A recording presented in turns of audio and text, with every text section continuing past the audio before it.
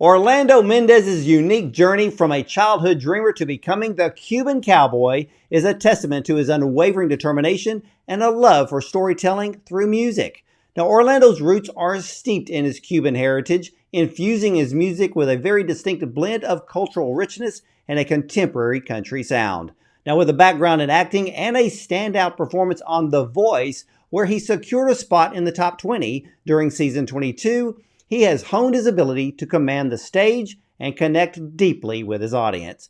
Now, one of his newest singles, Heart on the Line, delves into the universal themes of love, vulnerability, and self-discovery. Now, Heart on the Line is a precursor to Orlando's forthcoming EP titled Where I Am Right Now, and this EP promises a collection of songs that offer an intimate glimpse into Orlando's personal journey, inviting listeners to connect with his experiences and emotions. So, ladies and gentlemen, let's welcome the Cuban Cowboy himself, Orlando Mendez, to the show. Welcome, Orlando.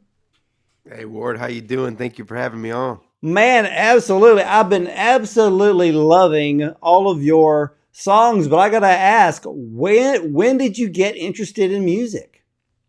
So I remember singing. I mean, way back since I was a kid. I remember running around my house and I'd put on a jacket or a robe to feel like a rock star, and I'd wow my parents with crazy performances of U2 and Dave Matthews Band and Nirvana and all the things I grew up listening to, which were my dad's favorites.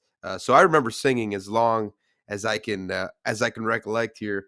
But I think it really my music career really took off a few years ago when I sat down over the pandemic and learned how to play guitar. Really started writing. Wow. So it was the pandemic that kind of made you get serious because, well, I guess with the downtime, a lot of people were trying to, find themselves, find out what they were good at or talented. And so you chose music.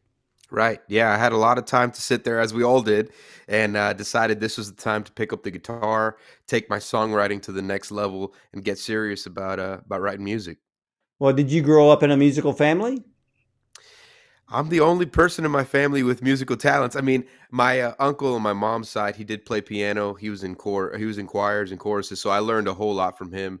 Uh, but in terms of my immediate five family members at home, I'm the only one who does anything in the music world. Well, then how did you get discovered to go on to The Voice? That was that was kind of on a whim. I'll tell you. I had The Voice sends out these casting calls. I had them coming across my desk because of former uh, acting casting calls that I would get all the time. And I was like, I'm not going to get involved in that. I don't think I want to be on a TV show for singing. Uh, and I had a friend who saw it one day and he pushed me. He's like, I want you to audition for this. And I was like, I don't think it's for me. He said, well, if you're not going to sign up, I'm going to sign you up for it. So you're doing it. And here we are. It kind of was a special experience. So that's funny because I was going to ask you where the whole acting thing came from. So for a lot of people, for a lot of you out there that don't understand the whole thing about acting, uh, Orlando, did you have your accounts on like Actor Access and Casting Network and Casting You Frontier, know it. for example? Yeah, backstage, all of Yeah, I got my own. So because I know what the emails look like because they constantly come in and you're scanning through going, yeah, I can do that. Right. You trying to put yourself in all these different parts. You're like, I could pass for 40. I could do a 15-year-old. You're trying to cast yourself in all these parts. So actually The Voice sent out one of those through one of the casting sites. Right. Yeah, it was That's through I don't crazy. remember which one, but yeah. I've heard so many different stories when it comes to The Voice to where there would be artists that would be, performing in a club and then they would get a phone call. Hey, The Voice is wanting to know if you want to come on. And it's just strange on how everybody across the US gets discovered or gets invited and, to be on The Voice. But with you, it's really cool because you have a different flavor. And, especially with the influence of your Cuban heritage, how much did that play into to your music? And was that a plus on The Voice? Yeah, well, I try to use all of my background in terms of influences and inspiration in my music. Obviously, I grew up in a uh, Cuban American home where we kind of wear our heart in our sleeves and we feel deeply. We celebrate it to the extreme, but we also we feel real deeply and grieve uh, pretty hard as well. So that influences my songs, my music. And when I went on The Voice, they thought it was a great story. Like my grandparents coming from Cuba after the Fidel regime, and they were my family was there for generations and lost everything after the dictatorship took over. You know, confiscated their land and left with just the clothes on their back. So they found that story fascinating, and it's kind of a story of the American dream, really, and sacrifice. I was going to ask you because I know that, things like The Voice, American Idol, it's the stories that they create of the upcoming artist to really sell it to the public. But I Mhm. like the fact that they dive into certain background, and like yours is perfect. I mean, so was it your grandparents that came over uh, from Cuba before Castro took over? Yeah, so they were ranchers and tobacco farmers for generations in Cuba, and once the Castro regime took over, the government pretty much confiscated their farm and their land and said, "This is ours now. You can stay, but everything goes to the state, or you can leave, but all you're leaving with is the clothes on your back." And my grandparents said, "I want better opportunity for our children and for me, my their kids," and so they left and found solace in Miami. Have you ever given any thought what would have happened if they would have stayed and you were born in Cuba? Have you ever thought about Yeah, what your life would be there versus here? yeah, no doubt. I mean, I am truly privileged and honored and love the heck out of this country for taking my grandparents in. Um, because over there, they don't have the opportunity that we have. I might be just, you know, struggling to eat and make ends meet over there, and I'm here in America pursuing a lifelong dream of mine. Well, being in Miami, is there a country music scene there? Yeah, well, you'd be surprised. I mean, I saw it grow, right? I started a few years ago, and in the beginning, the country music scene in Miami was small. It was a niche, but I saw it grow and I saw it expand through most of South Florida. People started really craving country music and live country music, and I was able to kind of capitalize on that. Well, let me ask you this because your heritage is Cuban. Yeah. Does the media do they have the tendency to call you Latino or Hispanic even though you're from Cuba? And because I mean, you're Cuban, you're neither one of the others, Right. you Yeah. know. No, they usually do classify me as one of those Latino Hispanic. Um, I'm from a Caribbean island, but my family. I'm second generation, so my parents were born here in the states, and I more than anything, I kind of feel I feel American. Well, yeah, because what my question is that one of the biggest areas of country music that really hasn't been tapped into probably since the 70s or very early 80s is we don't see a lot of Hispanic country artists. I mean, if I think back, it was Johnny Rodriguez, Yeah. Freddie Fender, and Hmm. I think today's country music is missing so much more because it's a large section of our population. And with you though, you stand out because you have this very strong Cuban heritage, and I think that's a tremendous plus for you. Absolutely, and it's a big part of what I'm trying to do is bring my background and my culture to my passion, which is country music. I think it's a beautiful blend and a beautiful marriage, and you'll see that in the few songs that I release in this upcoming year. I try to make a little blend. Well, I can't wait to hear those songs. And I've got to ask you one more question about The Voice because I'm actually astonished that during the pandemic, here you are, you're learning writing songs, you're getting better at playing guitar, and then just within a few short years from pandemic to now, it's must been one very wild ride. But how did it feel to have a four-chair turnaround from the judges? Well, I always say that was the biggest surprise, the biggest shock of my life. I truly went in there just praying for one chair to turn. I just wanted to be on the show. I just wanted to be in the game and never in my wildest dreams imagined four. That's the honest truth. And so to get a four-chair turn was a surreal moment and still one of the biggest shocks of my life. Well, what's the best advice you ever received from one of the judges? They pushed us to embrace what they call our star power, right? What makes us unique, what we feel when we're on stage, and to own it, own who you are as an artist. And when you get out there on stage, do what you do best. And so that gave me a lot of confidence to kind of embrace who I am.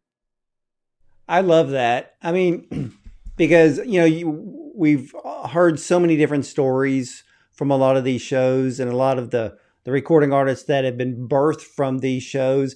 Some of them, they don't seem to get a whole lot of advice. It seems like they were instilled more with fear. I mean, when Hmm. I talk to artists that were on American Idol versus The Voice seems to be a better experience, where American Idol is almost like being run through the ringer of fear, and Right. almost as if you were in the media going through a cancel culture type of situation, because it's heartbreaking on that side of things. So I think The Voice Absolutely. has a better platform.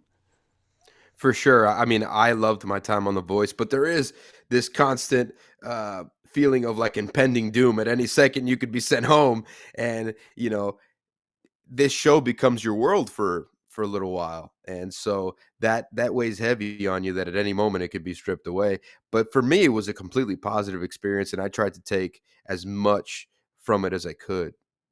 Yeah, I just love the fact that you were so unique. You're extremely talented. There is no doubt about that. And your songs are so great. I've been spending the last couple of weeks, getting into the whole Orlando Mendez vibe. Tell us the inspiration behind one of the hit singles, "Heart on the Line."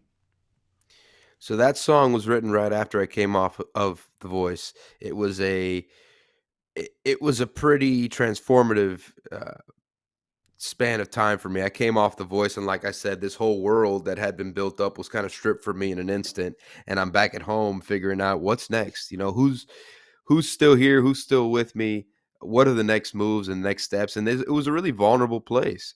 And so I wrote that song out of the depths of my heart and what felt like a lonely time.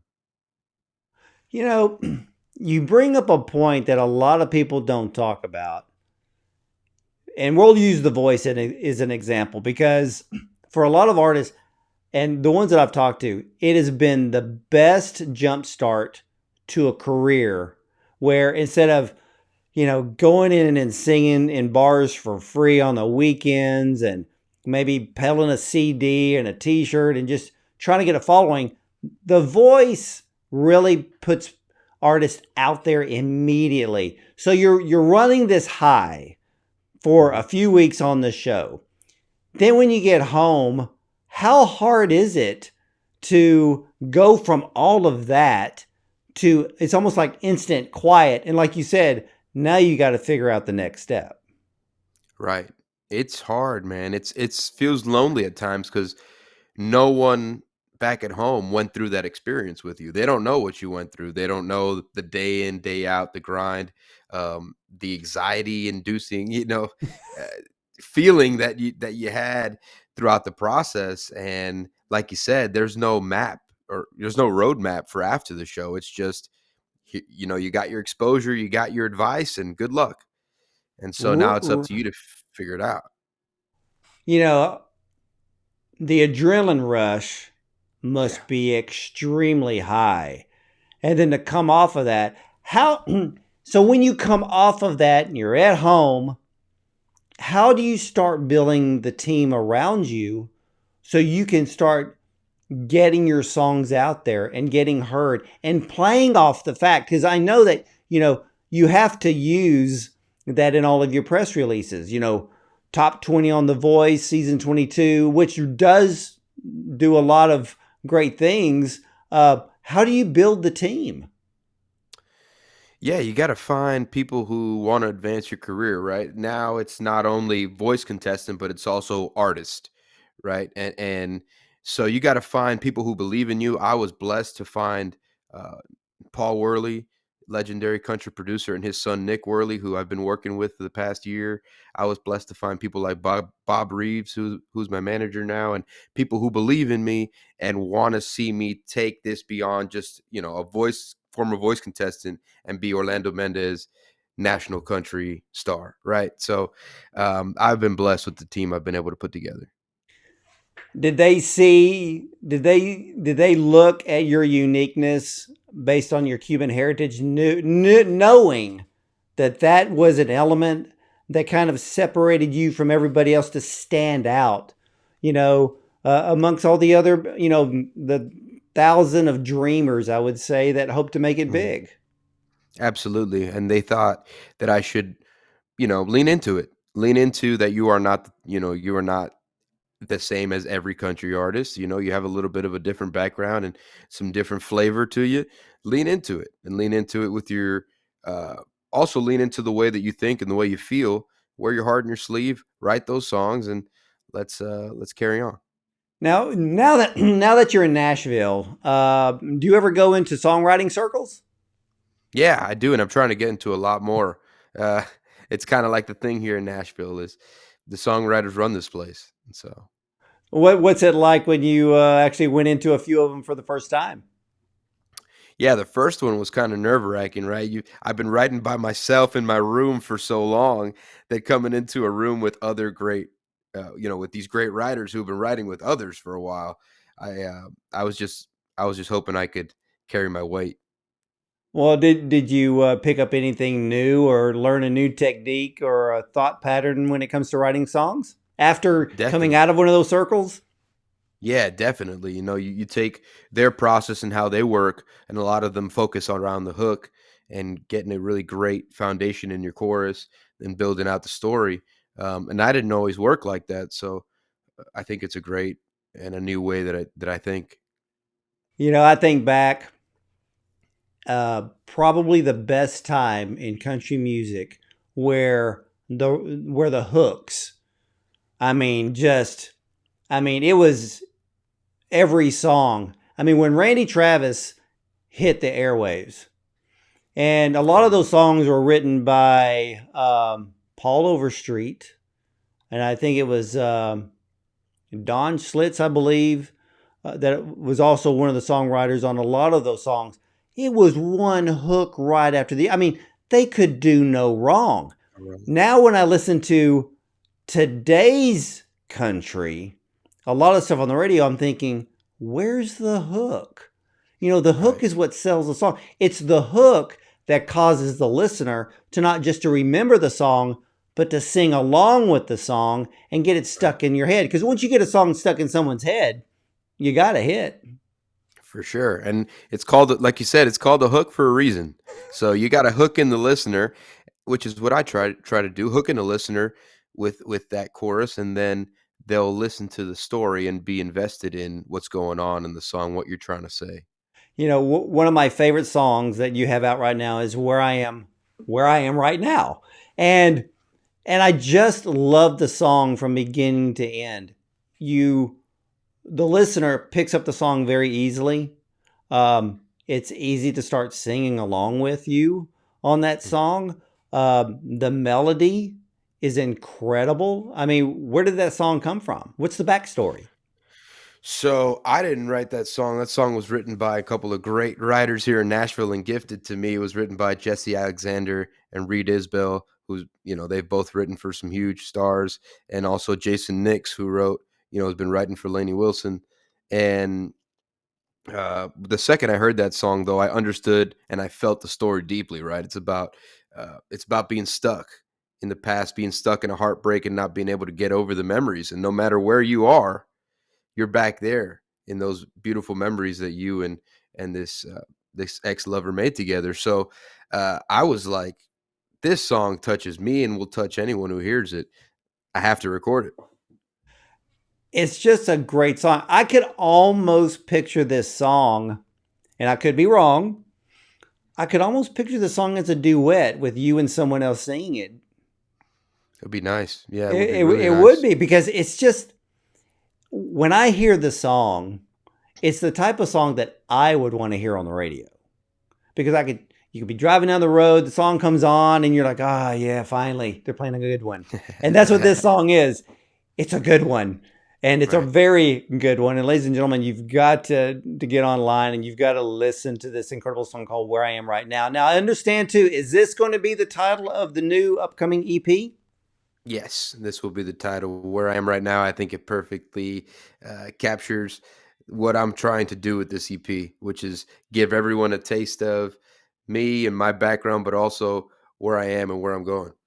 Well, you got a brand new grittier song called Bad Decisions. What's that all about? Yeah, so it's a little bit of a change for me, right? It's a little switch up from what I've been doing, which is mostly heartfelt stuff and ballads. This is a rocker, is a pure country rocker, and it kind of shows a different side of me. I grew up, like I mentioned before, listening to Nirvana and U2 and Green Day and Pearl Jam, and so I've always been in love with rock and roll and in love with country. Did a little country rock anthem here to have some fun with. Well, it's great to have a song that's full of a lot of attitude, and it also makes the stage show that much better. Yeah, definitely. It's been fun playing it live, I'll tell you that. Well, when do you plan on releasing the new EP, and is there a possible LP in the future? Yeah, so we're in the works of planning all that right now. The EP will probably be February of next year, February, March, and then there's an LP in the works for fall of 2024. Wow, I mean, for 2024, you're going to be pretty busy. Are you setting up a tour?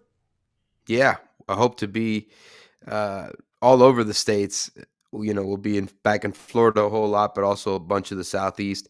Maybe make our way up to the northeast there as well. So all of that is in the works as we speak. Well, is this going to be a solo tour, or are you going to be maybe opening up for some of the big acts out there? That's that's the hope and the goal at this point is to hook on with a few bigger acts and start doing some opening shows. It's big time for an up and coming artist like myself. So. Well, I think that you would just add to anyone's tour. And so, ladies and gentlemen, hey, Laney, if you're listening, or Miranda, or Luke Combs out there, or Blake Let them know. Shelton, since you gave up the chair, hey, Orlando is right here, and I think he would be an incredible opening act for you, Blake. So you need to give him a phone call. And Orlando, man, seriously. You have exactly what it takes to be a big country superstar. And, like The Voice, taught you, own it. So the way I would look at it is own that superstar, because you are one. Thank you, man. It's been a great journey so far, and I'm excited for what's next. And I'm honored to have been here on your show. Man, so, with a very promising up and coming country music career, do you have some things on your bucket list you want to accomplish? No doubt. There's a lot of them. One of them is to release a ton of music. You touched on an LP. That's always been a dream of mine, is to have an album out there. I think what's coming next after that, I want to make a Grand Ole Opry debut. I want to play the Ryman. I want to start getting out into these festivals, which I've attended in the past. These bigger country festivals, and hopefully headline a tour sometime in the near future. Oh, I'm sure that's going to happen. And I just love the fact that your own star stands out among so many people that I've ever interviewed. And I love different, and different means good in my book. And so you really got to play up that whole Cuban cowboy thing. And, and I think it's going to bode you very, very well in your career. But more importantly, you've got the songs, you got the voice, and you got the talent to make it big in this business.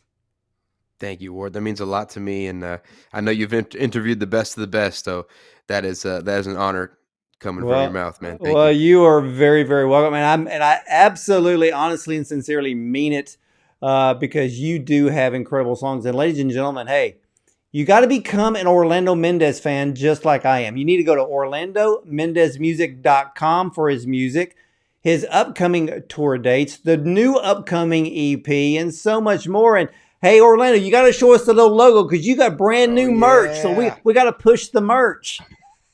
Yes, sir. Look at that. We got the Orlando Mendez cowboy hoodie with the name on the sleeve. We got a cool design in the back. So brand new merch. You can find it on my website, orlandomendezmusic.com. That's it. And ladies and gentlemen, you know I'm a big proponent, and I'm going to tell you again right here and now that we buy the music, we buy the merch, we buy the concert ticket because it helps us not only to support our favorite artist, it helps them to continue to do what they love, to give us the music we love. And not only that, there are so many people in the music business that are behind the artist. There's songwriters, there's roadies, there's the crew. It goes on and on.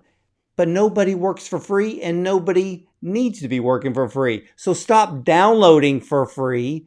Hey, and buy the EP, okay? Go on to the website, buy his t-shirts, buy the hoodies, because that's what we want to do. We want to support the music industry, and especially with people like Orlando Mendez giving us the music that is going to be timeless in years to come, because better keep your eye out for this guy here. He's going to go straight to the top because he's got something that is so special and so much different than what we've been hearing on the radio. Not to say that what's on the radio is bad, but hey, I like good, I like different, and I love the standouts. And this guy, Orlando Mendez, is the standout. Man, I want to thank you so much for coming on to the show to share some of your backstory, your heritage, the voice, and of course, these incredible brand new songs.